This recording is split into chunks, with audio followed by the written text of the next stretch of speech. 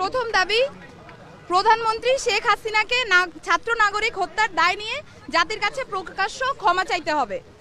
দ্বিতীয় দাবি, আইন শৃঙ্খলা রক্ষাকারী বাহিনী ও দলীয় ক্যাডার এবং সন্ত্রাসী কর্তৃক ছাত্র নাগরিক হত্যার দায় নিয়ে স্বরাষ্ট্রমন্ত্রী আসিফুজ্জামান খান কামাল, সড়ক পরিবহন ও সেতু মন্ত্রী ওবায়দুল কাদের, শিক্ষামন্ত্রী মহিবুল হাসান চৌধুরী নয়ফেল, আইনমন্ত্রী আনিসুল হককে মন্ত্রী পরিষদ থেকে পদত্যাগ করতে হবে।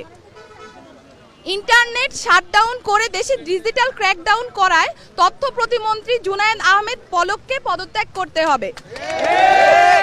আন্তর্জাতিক মিডিয়ায় শহীদ শিক্ষার্থী এবং আন্দোলনরত শিক্ষার্থীদেরকে ড্রাগ অ্যাডিক্ট বলে কুরুচিপূর্ণ ও মিথ্যা বক্তব্য দিয়ে এবং আন্দোলনকে ভিন্ন খাতে প্রবাহিত করার চেষ্টা করায় তথ্য প্রতিমন্ত্রী মোহাম্মদ এ আরাফাতকে পদত্যাগ করতে হবে।